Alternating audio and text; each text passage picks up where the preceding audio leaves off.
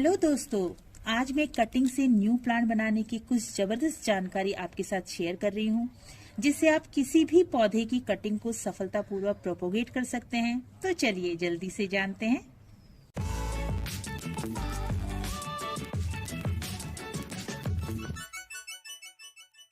तो दोस्तों, कई बार कटिंग लगाने पर हमारी कटिंग का प्रोपोगेशन रेट 25% तक ही हो पाता है या हो ही नहीं पाता।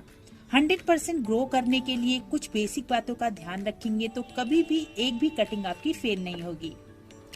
तो कटिंग से पौधा बनाने का पहला बेसिक टिप ये है कि किसी भी प्लांट का फ्लावरिंग टाइम उसका बेस्ट प्रोपोगेशन टाइम भी होता है, क्योंकि इस समय प्लांट को ऑटोमेटिकली इन्वायरमेंट सपोर्ट करता है और एक्स्ट्रा एफर्ट की ज्यादा आवश्यकता नहीं होती।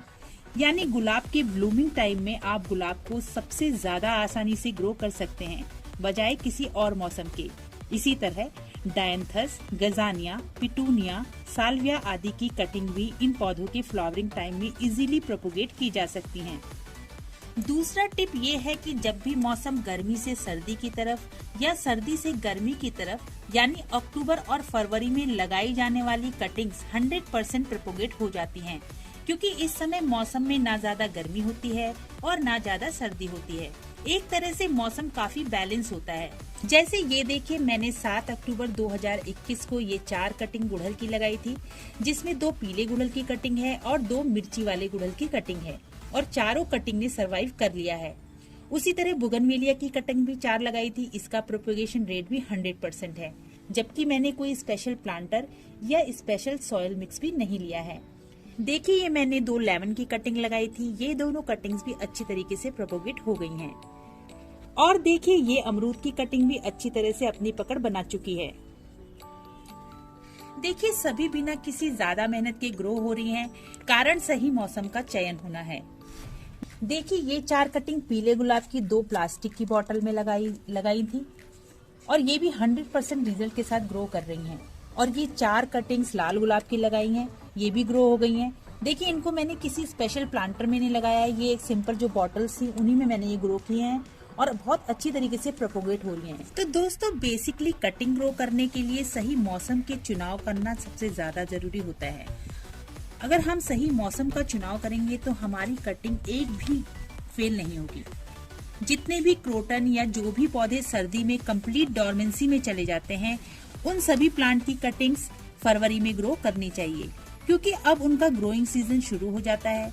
दोस्तों, किसी कटिंग की अच्छी ग्रोथ अगर आपको दिख रही हो, तब भी 3 महीने से पहले अपनी कटिंग को डिस्टर्ब मत कीजिए। उसे दूसरे गमले में 3 महीने होने पर ही शिफ्ट करना चाहिए। जैसे मैंने ये कटिंग्स अक्टूबर में लगाई थी, अब 3 महीने हो चुके हैं और मैं अब इनको शिफ्ट करूंगी। फरवरी में लगाई कटिंग को बरसात में शिफ्ट करना चाहिए। इस तरह से कटिंग 100% सक्सेस होती है। दोस्तों, बहुत लोगों से आपने सुना होगा कि बरसात में कटिंग अच्छी तरह से प्रोपोगेट होती है और हम बड़ी बेसब्री से इस मौसम का इंतजार भी करते हैं। लेकिन दोस्तों, मेरा निजी अनुभव कहता है कि बरसात के मौसम में कटिंग का प्रोपोगेशन रेट 25 से 30% तक ही रहता है। इसका कारण भारत में मानसून का अनियमित होना है। बेसिकली बरसात का मौसम गर्मी के मौसम के अंतर्गत ही आता है, इसलिए इस मौसम में गर्मी अधिक रहती है। हमारे साइड में पानी या तो बहुत अधिक बरसता है या फिर बिल्कुल भी नहीं बरसता है। अधिक पानी बरसने से गमलों में बहुत अधिक पानी भर जाता है, जिससे कटिंग सड़ने लगती है, और या फिर बिल्कुल पानी नहीं भरता, जिससे कि मॉइस्चर का जो बैलेंस है वो नहीं रह पाता। बरसात में एनवायरनमेंट इतना ज्यादा एक्टिव रहता है कि फंगस, बैक्टीरिया, मॉस्किटो आदि का अटैक भी कटिंग को प्रोपोगेट नहीं होने देता। बरसात का मौसम प्लांट को शिफ्ट करने के लिए सबसे बेस्ट होता है, लेकिन कटिंग का रिजल्ट मैंने इतना ज्यादा सक्सेसफुल होते हुए नहीं देखा है। दोस्तों, कटिंग लगाकर उसको 3 महीने तक हिलने नहीं देना चाहिए, इसलिए पानी देते समय बहुत ज्यादा ध्यान रखने की जरूरत होती है कि हमारी कटिंग्स ना हिलें। अगर आप इस तरह से अपनी कटिंग्स को लगाएंगे और उसका ध्यान रखेंगे तो आपकी एक भी कटिंग फेल नहीं होंगी और आपको हजारों पौधे कटिंग से ही तैयार होकर मिल जाएंगे। दोस्तों, वीडियो ज्यादा लंबा हो जाएगा, इसलिए कटिंग से तैयार पौधों को शिफ्ट करते समय किन बातों का ध्यान रखना चाहिए, ये मैं अगली वीडियो में आपके साथ शेयर करूंगी।